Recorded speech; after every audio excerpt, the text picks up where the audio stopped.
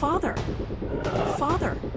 Daniel shouted. The leopard turned its yellow eyes on him now. He had no spear, no training. Just fear. Listen. Let me tell you a story about a boy who grew up with a curse he never asked for. A boy who was told that one day, before he became a man, he would kill his own father.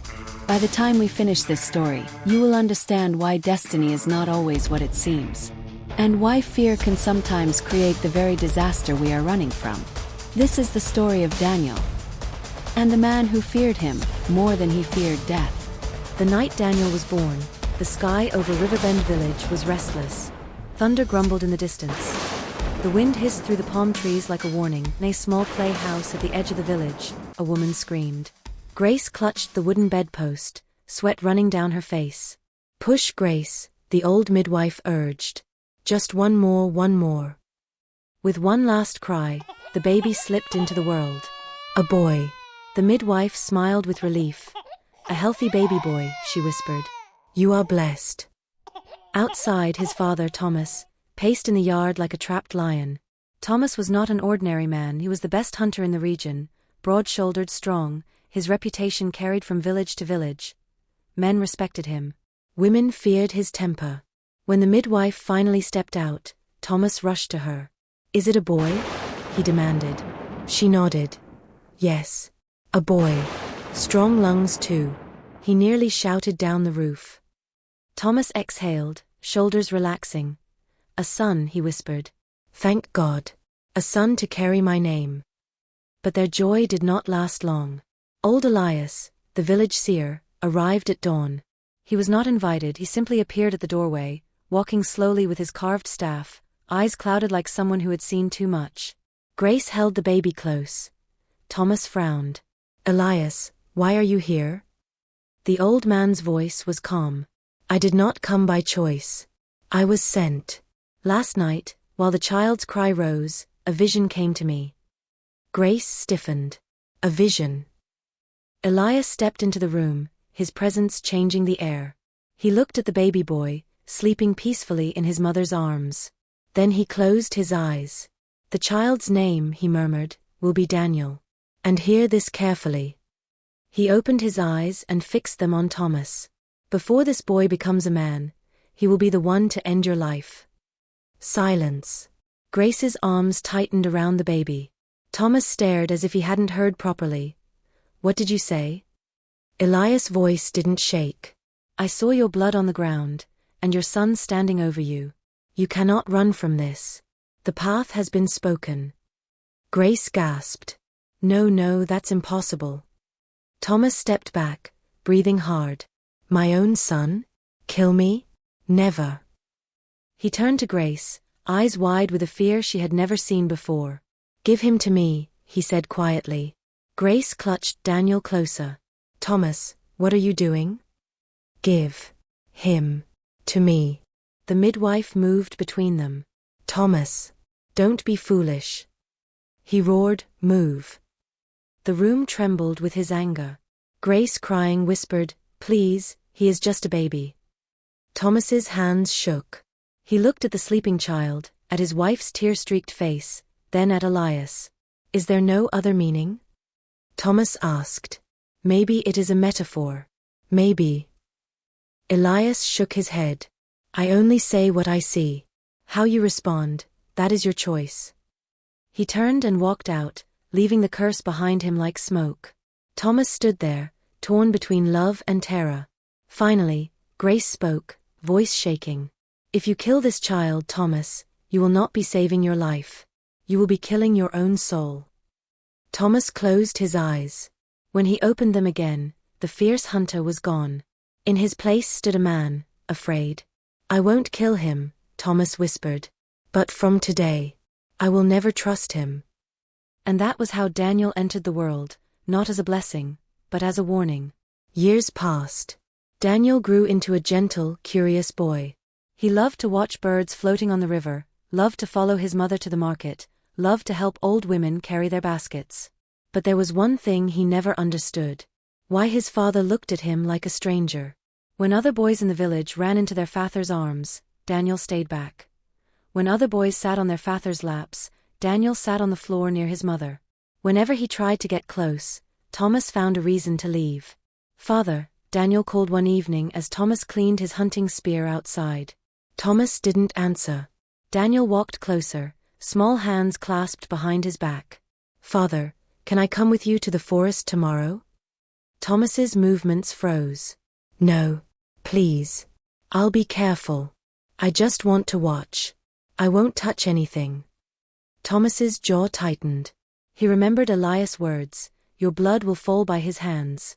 He turned to his son and forced his voice to stay level. "I said no. Go inside." Daniel swallowed. "Yes, father." He walked back into the house, trying not to let the tears fall. Inside, Grace was pounding yam. She saw his face and sighed. "He said no again," Daniel whispered. Grace wiped her hands and knelt down to his level. "Daniel," she said softly, "your father has his fears. It is not your fault." "Did I do something wrong?" the boy asked. "Why does he never smile at me the way he smiles at the men in the village?" Grace's heart ached. She couldn't tell him about the prophecy, about the night he was born, about the fear that lived in his father's chest like a snake. So she said the only thing she could. "One day," she whispered, "you will understand. For now, just remember this, you are not a curse. You are my son. And I love you." Daniel nodded slowly, but her words did not reach the dark corner of his heart where his father's rejection lived. Children talk. Adults talk even more. By the time Daniel turned 10, the prophecy was no longer a secret. It was a story. Women whispered it while grinding pepper. Men muttered it while drinking palm wine. Children repeated it in the playground like a scary tale. "That's him," one boy whispered, pointing. "The one who will kill his father." Another boy scoffed. "He doesn't even look dangerous." "Exactly," the first replied. "That's what makes it scary." Daniel heard them. He heard every word. One afternoon, while drawing patterns in the sand with a stick, he heard two old men talking under the mango tree. "Thomas is a fool," one said. "If a prophet told me my son would kill me, I would throw the child into the river." The other chuckled darkly. "Or leave him in the forest for the spirits." Daniel's hand shook. The stick snapped in his grip. That night, he asked his mother, "If I didn't exist, would father be happier?" Grace dropped the bowl she was washing. "Daniel, why would you say such a thing?" "Because everyone says I will bring him death," Daniel whispered. "Is that why he won't look at me?" Grace pulled him into her arms. "Listen to me," she said firmly. "People fear what they don't understand. They hear one prophecy and forget that God is bigger than any seer. Your life is not a mistake." Daniel tried to believe her. But every time Thomas stepped away from him, every time Thomas left the room when he entered, every time Thomas locked his hunting weapons where Daniel could never touch them, the prophecy felt more real. When Daniel turned 12, Thomas fell ill. The strong hunter who used to walk like a lion now struggled to stand. His cough echoed through the house, his hands shook when he tried to lift a bowl of water. Food became scarce. Grace worked day and night, but without Thomas hunting, meat was rare. They mostly ate cassava and herbs. One evening, Daniel watched his father cough violently. He saw the man's ribs, the weakness in his eyes. Something inside Daniel hardened. He walked outside and stared at the fading sun. If father cannot hunt, someone has to, he thought. He went to the back of the house, where Thomas kept an old broken bow and a few blunt arrows. Daniel picked one up. He weighed it in his hand. He had watched hunters all his life, from a distance. Maybe he could do something. That night, while his parents slept, Daniel quietly stepped out of the house. The moon lit the path just enough for him to see. He walked into the forest, heart pounding, the broken bow on his shoulder. Crickets sang. Somewhere in the distance, an owl called. Every sound made him flinch. But he kept going. 4 hours, he tried to hunt. He missed every target. The first arrow hit a tree. The second fell straight to the ground. The third flew sideways and disappeared in a bush. Frustration burned behind his eyes. Maybe father was right, he thought. Maybe I'm just. Suddenly, he heard a rustle ahead. He froze. A small antelope had stepped into the clearing, its ears twitching. Daniel swallowed hard. His hands trembled as he pulled the string back. "Please," he whispered, more to himself than to the animal. He released. The arrow flew. And for the first time, it struck true.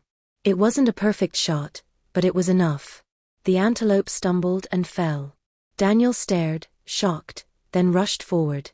"We'll eat tonight," he whispered, tears mixing with sweat on his face. "Father will see I can help. He'll be proud." He dragged the animal home with aching arms, reaching the village just before dawn. Grace opened the door, eyes wide.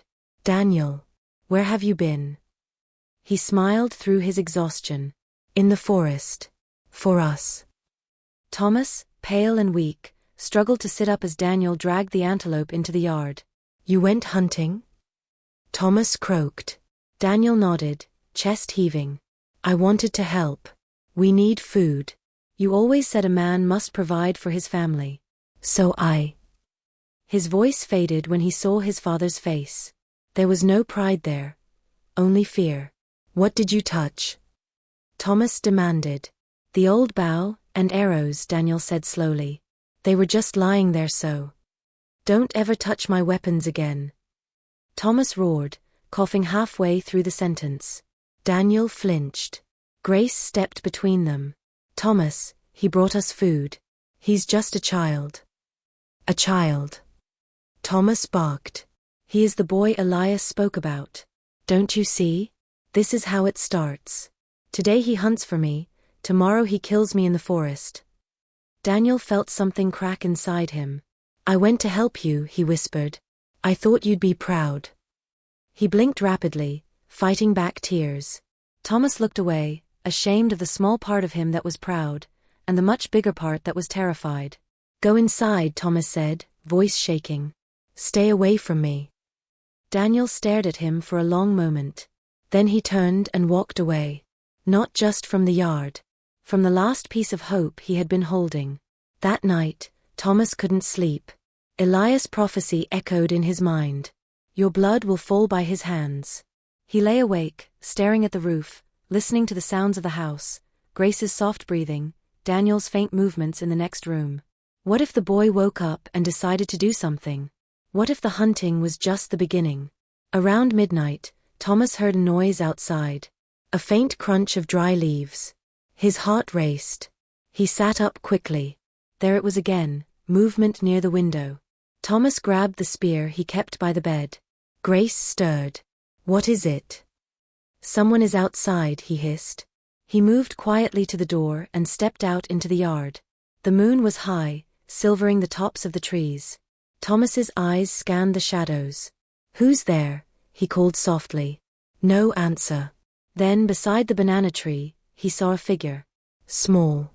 Moving slowly. His fear exploded. "It's him," Thomas thought wildly. Daniel. Coming to finish what the prophecy started. Without thinking, without checking, without speaking, Thomas hurled the spear with all his strength. There was a thud, then a cry. But it wasn't Daniel's voice. It was deeper. Older. Thomas's blood froze. He ran forward. On the ground, clutching his side, lay his younger brother Peter. "Thomas," Peter gasped. Grace rushed out of the house moments later. "Peter. Oh my God, Thomas, what have you done?" I thought," Thomas stammered. "I thought it was." Daniel appeared at the doorway, rubbing his eyes. He stopped when he saw the scene. His uncle bleeding on the ground. His father, shaking. His mother, crying. Daniel's gaze dropped to the spear, and to the hand that had thrown it. Not his hand. His father's hand. They carried Peter inside. The wound, by some miracle, was not fatal. The village healer worked through the night. By morning, Peter was weak but alive. Thomas sat outside, head in his hands. Grace came to him, eyes red. "He was only coming to check on you," she whispered. "He heard you were sick. He was bringing herbs." Thomas didn't look up. He knew. He also knew something else. The prophecy had mentioned his blood. His death. But last night proved something he had never considered. The real danger was not Daniel. It was his own fear. News of the accident spread quickly. By midday, the whole village was talking. Some mocked Thomas, some pitied him. Some said the prophecy had started, only it had hit the wrong target. Late that afternoon, a stranger arrived in Riverbend. A woman in a simple white dress, carrying a staff wrapped with red cloth. Her name was Miriam. She was a new priestess, sent from a distant town to visit the surrounding villages. When she heard whispers about the boy destined to kill his father, she asked to speak with the family. They gathered under the mango tree behind the house, Thomas, Grace, Daniel, and Peter lying nearby on a mat. Miriam listened silently as Thomas repeated Elias' prophecy. When he finished, she asked, "And you, what did you do with that message?" Thomas swallowed, shame burning his throat. "I kept my son at arm's length." "You were so busy fearing a future that hadn't happened, you created a tragedy in the present. You nearly killed your own brother. Not because of your son, but because of your fear of him." Her words sank deep. Grace wiped her eyes. Peter, weak but conscious, whispered, "She's right, brother. Your fear stabbed me last night, not Daniel." Daniel stared at his father, heart pounding. For the first time, Thomas didn't look away. He looked directly into his son's eyes, and what he saw there was not danger, not malice, but hurt. Hurt that he had caused. Thomas's voice broke. "Daniel, I've wronged you." The boy blinked, uncertain. "I let a prophecy speak louder than my own love," Thomas continued. "I turned you into a monster in my mind before you even had a chance to become a man." He swallowed. "I'm sorry." The words were small, but to Daniel, they felt heavier than any spear. Miriam stood. "Prophecies don't control us," she said. "They warn us. They reveal what can happen if we let fear drive our choices. The real question is simple." She looked at Thomas. "From today, who will you be?" Change is never instant. Thomas tried. He really did. He started talking to Daniel more, asking about his day, explaining things about the forest. The first time he touched Daniel's shoulder without flinching, Grace almost cried. But guilt and fear do not disappear in a moment. Some nights, Thomas still woke up sweating, hearing Elias' voice in his dreams. Weeks passed. Then one evening, the sky turned dark too quickly. A storm was coming. Thomas, feeling stronger after his illness, decided to check his animal traps before the rain started. "I'll be back before nightfall," he told Grace. Daniel stepped forward. "Can I come with you?" Thomas hesitated. The old fear flickered in his chest like a dying flame. Then he remembered Miriam's words. He nodded slowly. "Yes, you can come." Daniel's eyes lit up. Father and son walked into the forest together for the first time. The air smelled of wet leaves and thunder. Birds flew low. Tree branches swayed. As they walked, Thomas pointed out tracks on the ground. "Those are antelope," he explained. "See the shape? And that one, those claws, that's from a leopard. We stay away from that direction." Daniel listened carefully, soaking in every word. They checked the first trap, empty. The second, empty. By the time they reached the third, the clouds had thickened. "We should head back," Thomas said. "The storm is close." They turned around. Halfway back, the forest suddenly went quiet. No birds. No insects. Just silence. Thomas froze. "Daniel," he whispered, "stay behind me." From the bushes ahead came a low growl. A shadow moved. The leopard stepped into the path, muscles tense, eyes glowing, tail flicking slowly. Thomas cursed under his breath. He had his spear, but the ground was slippery, and the animal was close. The leopard lunged. Thomas pushed Daniel aside and tried to dodge, but the animal's claws raked across his shoulder. He stumbled and fell. "Father!" Daniel shouted. The leopard turned its yellow eyes on him now. Daniel's heart hammered. He had no spear, no training. Just fear. But behind the fear, something else rose. "If I run, he dies," Daniel thought. "If I freeze, he dies." He grabbed the only thing near him, a fallen branch, thick and heavy. The leopard prepared to spring again. As it leapt, Daniel thrust the burning end of the branch, lit from lightning-struck grass moments earlier, toward its face. The animal recoiled, snarling, struck by flame and surprise. It swiped, catching Daniel's arm, but hesitated long enough to back away. Thomas struggled to rise, grabbing his spear with his good hand. He hurled it with all his strength. The spear didn't kill the animal, but it struck the ground close enough to its paw to scare it further. With a final snarl, the leopard turned and vanished into the dark trees. Rain began to fall in heavy drops. Thomas collapsed to his knees, clutching his bleeding shoulder. Daniel's arm burned with pain, but he rushed to his father. "Are you okay?" he asked, voice shaking. Thomas stared at him. At the boy who had just risked his life for him, the boy holding the branch that had saved him. "Why, you saved me," Thomas whispered. Daniel shook his head. "We saved each other." The rain poured harder. They had to move. "Can you walk?" Daniel asked. Thomas nodded weakly. Together, they stumbled back toward the village, leaning on each other. At one point, Thomas slipped on the muddy path. Daniel reached out quickly, grabbing his arm. The motion swung Thomas forward, and for a second, his chest struck the broken end of the branch Daniel was still holding. The sharp wood tore his shirt and scraped his skin, drawing a thin line of blood. They both froze. Blood. His father's blood. On something Daniel held. For a moment, the entire world seemed to hold its breath. Then Thomas did something he had never done before. He laughed. It hurt his chest, but he laughed anyway. Daniel stared at him, confused. "What's funny?" Thomas looked at the scratch, then at his son. "Do you see?" he said, voice trembling between fear and relief. "The prophecy said, my blood would fall by your hands." He raised his arm, showing the scrape. "That nearly happened today. But not because you wanted to kill me. Because you were trying to save me." Rain drummed around them like drums in a distant ceremony. Thomas put his hand on Daniel's shoulder. "Maybe the old words were never about my death," he whispered. "Maybe they were about killing the man I used to be, the man who feared his own child more than wild animals." He squeezed Daniel's shoulder. "That man died today, in this forest."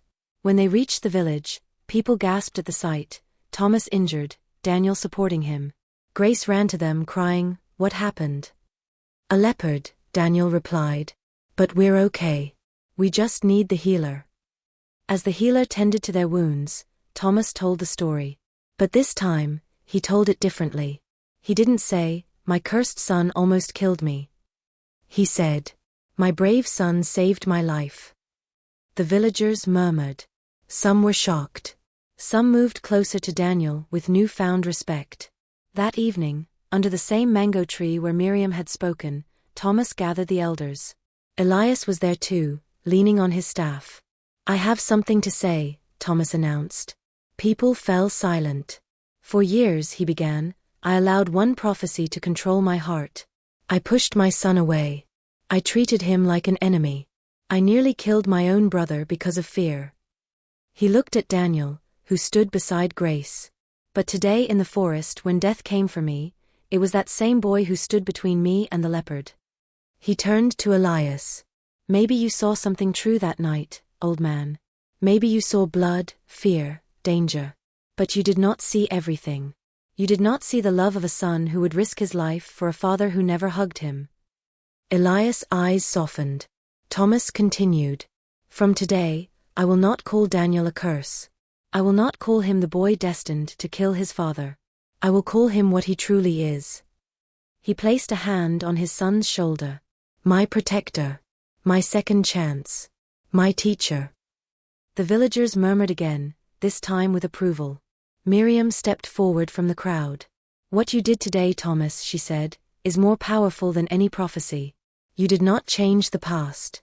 You changed the story you tell about it." She raised her staff. "As of today, let it be known in Riverbend, Daniel is no longer the boy who will kill his father. He is Daniel the brave, the boy who killed fear instead." The crowd responded with a slow clap that grew into applause. Daniel's chest tightened. For the first time in his life, he stood tall, not as a shadow, but as a light. Time moved, as it always does. Daniel grew taller, stronger. He became a skilled hunter, not because he wanted to be better than his father, but because he enjoyed the quiet of the forest and the challenge of the chase. Thomas grew older, But his eyes were softer now. He laughed more, hugged more, sat with his family more. Sometimes, people still whispered about the prophecy. But most of the time, when they looked at Daniel and Thomas walking side by side, they saw something else. A man who had learned from his fear. And a son who had forgiven what should have broken him. One evening, they sat outside watching the sunset. "Daniel," Thomas said quietly, "do you ever think about that prophecy anymore?" Daniel smiled faintly. "Sometimes. But not the way I used to." "How do you think of it now?" Daniel thought for a moment. "Like a story," he said. "A warning about what fear can do to a man. Not a chain on my life." Thomas nodded slowly. "Do you forgive me?" he asked. Daniel looked at him. "Father," he replied softly, "if I stayed angry, I would be the one still living in a cage. You set me free the day you chose to change. I forgave you a long time ago." Thomas swallowed, eyes shining. He reached out and pulled his son into a hug. This time, he didn't let go quickly. Grace watched from the doorway, smiling through tears. Miriam's voice echoed in Daniel's memory. "Sometimes, the destiny we fear is the destiny that saves us."